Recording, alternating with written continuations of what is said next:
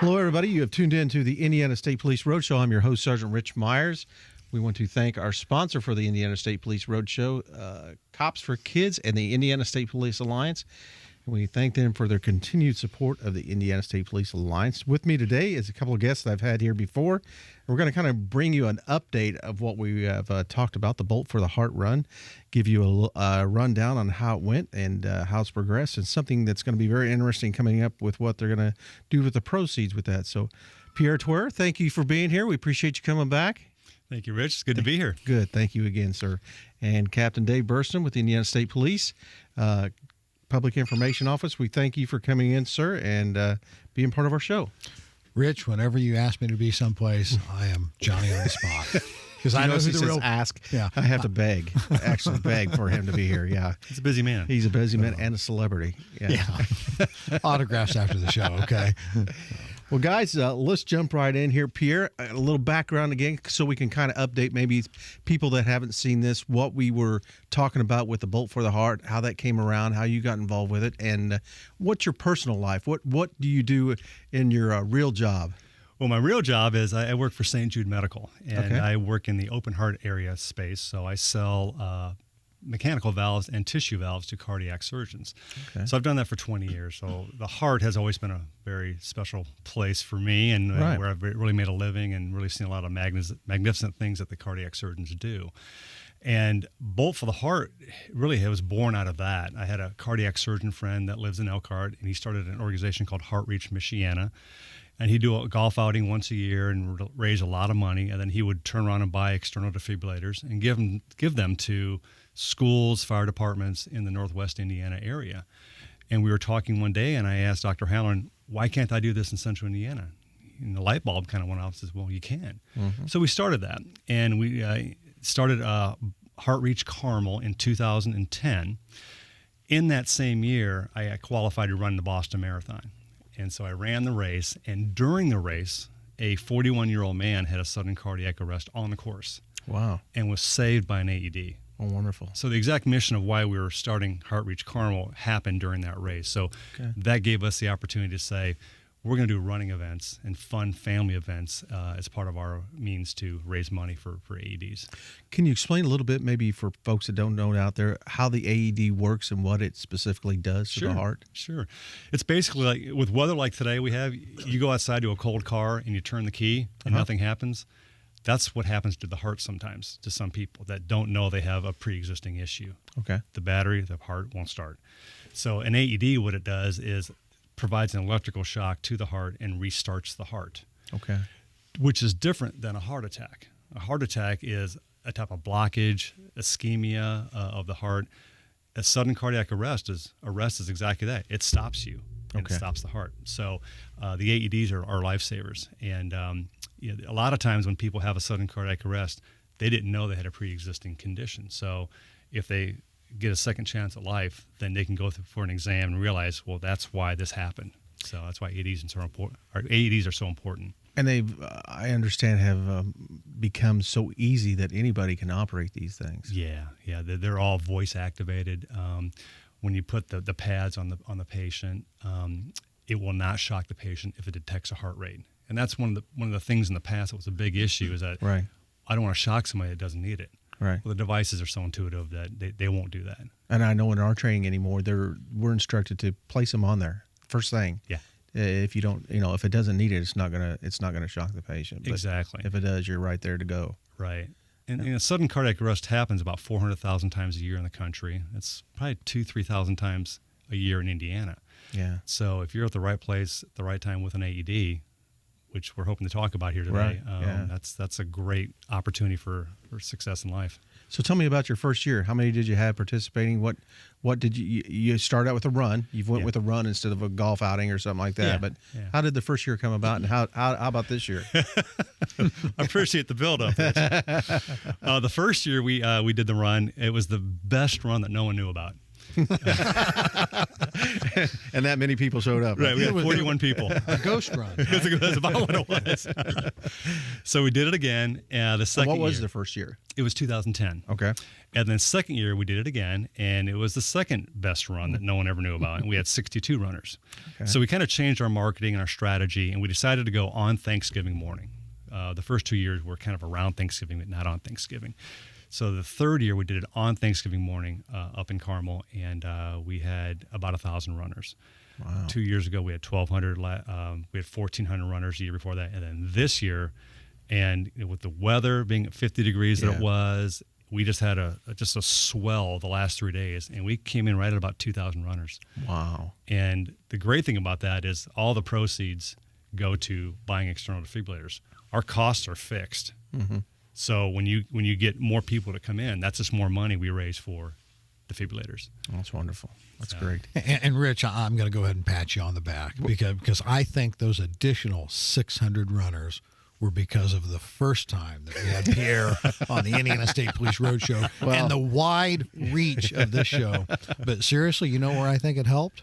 I'm being dead serious now, is what Tom Trial, who you never see here, putting together and putting the show on the YouTube channel, just like this one will be, to build knowledge about it and what it does. Yeah, and I think it, like Pierre said, it was a perfect storm. You know, the weather, getting the word out there, and it's going to continue to grow, and the location and the time. People are off on Thanksgiving, and they have that, and you're done by 10, 11 o'clock.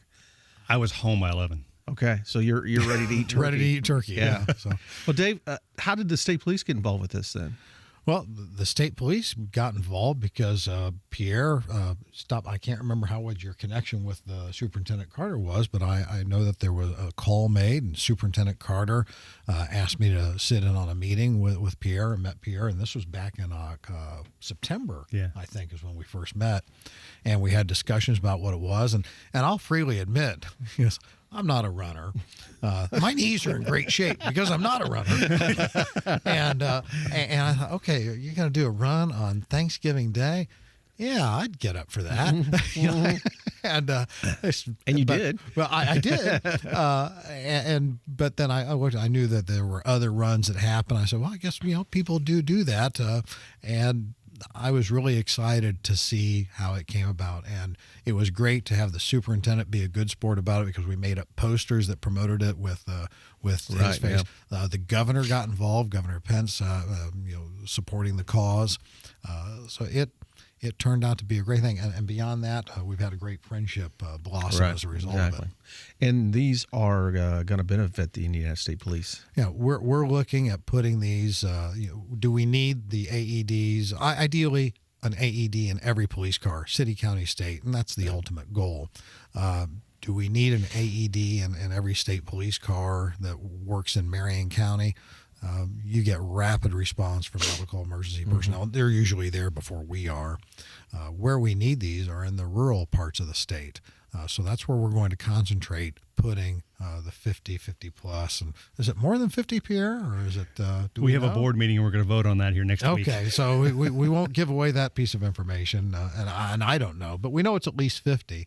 So we're going to look at putting those strategically around in rural parts of the state. Well, again, you're listening to the Indiana State Police Roadshow. I have my guest, Pierre Twere from Bolt for the Heart, and Captain Dave Burston from the Indiana State Police. And we're talking about the AEDs that are being purchased by the Bolt for the Heart for the police cars. And we've got a special presentation coming up with you to involve with that, correct? We do. It's our good friends at the Indiana State Fairgrounds are going to let us use the Indiana Farm Bureau building. We have that scheduled for February 25th, Thursday morning. The governor is scheduled to be there. The Superintendent Carter, of course, will be there. And we're bringing in a majority of the people that will be getting these will be coming to receive them as well. And, of course, we're going to invite the media because it's important to give credit back to Bolt for the Heart, to Pierre, to his board. We wouldn't have this. And I think what people also miss is when you have corporate involvement like this, who does it save? Saves the taxpayers. Exactly. We don't have an endless pot of money to go out and buy every piece of equipment that we would love to have that is life-saving. So it's great when corporations give back. And I want to give Pierre a chance to talk about some of the people on his board that support Bolt for the Heart. Yeah, how is that board made up, and what people do you have involved with that? It's made up of business owners and clinicians. I have a couple cardiologists, a couple cardiac surgeons, and then some business owners that are on the board, and they're all good friends. Okay. And when we set out the mission and talked about that day in Boston, they said, "Wow, there's a big need for that." And since then, we have purchased and placed about 135 AEDs in central Indiana that we have bought and donated. And then we've had an impact in placing AEDs in other police cars that have been purchased by their departments. So the impact is statewide. If you look at all the partners that we have with Heart Reach Carmel, it's about 1,000 AEDs that we've placed. That's wonderful. And then the opportunity became available to us that all the state trooper cars did not have them. And we, as a board, collectively decided that why not go to the first responders that are there in the rural areas to do this? So everybody's engaged in this, and Dave always gives me a lot of credit for what we're doing, but many hands do light work for me. So I have a great board, great volunteer base, and the support from the Indiana State Police Department has been phenomenal. Well, again, back with the AEDs and what they do, and Dave can speak about this a little bit, but we recently had a save with an AED. We did up in, I think it was the Lowell Post. Correct. Citizen came in, said that somebody was having a medical emergency. The post commander In their vehicle. They in their brought 'em in vehicle in the brought them vehicle. into the parking lot. And each state police post has an AED. The post commander went and got it, put everything on there. It indicated a shock was needed. Applied the shock, no response. It indicated to shock again. They gave a second shock. And as I recall reading from the report, they said that the patient groaned, and by then emergency medical personnel arrived. I don't have a solid update on the person, but the last I knew is that they had survived. Right. And we're hopeful that they're doing much better now, because that was just a couple weeks ago that this Correct. happened. Yeah.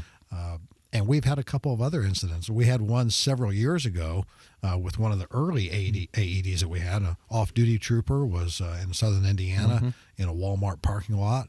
A person inside the Walmart had a medical emergency, cardiac arrest. He dashed out to his police car, opened it up, brought it in, brought that person back to life. And that brings up the other issue. People often they say, well, why do troopers drive their cars off-duty? Right. That's why we're really on duty all the time, even if we're not in uniform. And there you have it. If they're attending a ball game or an event or something there, and they've got that medical AED with them in their car, then you've got it there at that event in case something happens. Yeah, which exactly. we've heard of this happening before. Our first guest there, when we had the show before. John Fair, Yeah. one of our spokespeople, had a sudden cardiac arrest on a basketball court as a coach. Yeah. And the athletic director had the AED fully prepared ahead of time and saved his life. That's wonderful. That's great. And something else that Pierre has done, we have a member of our department, Tina Lejour, lost her first husband from a cardiac emergency.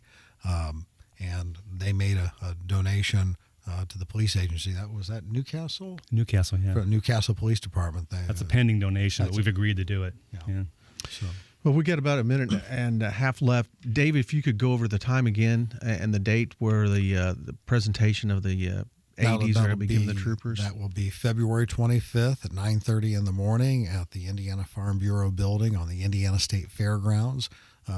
We expect media to be there, but the public's welcome to come too. Okay. And we'll have our troopers, the vast majority that will be receiving them will be there. Pierre will be there. We hope some of your board members will be there. I hope that you bring Susan. Because that'd be a fun for her to see. That'll bring the pretty level pretty high. There you go. I always say I married up. I'm sure you did too. I know I did. So, the email site or the website for Bolt for the Heart? It's boltfortheheart.com. Okay. And all the information has a date.